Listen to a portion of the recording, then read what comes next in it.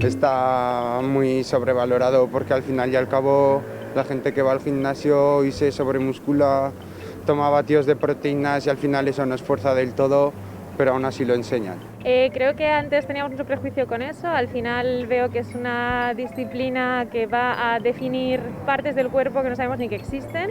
A mí me gusta, lo que pasa es que lo que no me gusta es cuando el culturismo no es natural y dicen que sí, ¿vale? O sea, hay que matizar. Bien, lo encuentro positivo siempre y cuando pues, no se usen sustancias que puedan ser nocivas para el cuerpo. Bueno, para mí no.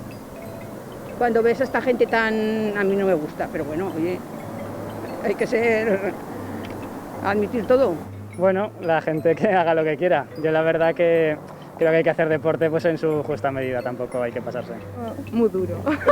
Mi hermano es de los que le gusta el gimnasio y le gusta sentirse bien, pero, o sea, todo mientras no cree un problema, una adicción o que se vaya de las manos. Siempre que no te empieces a meter cosas en el cuerpo que no son tuyas para estar tipo croissant, todo bien. Adiós, guerreros, mírense.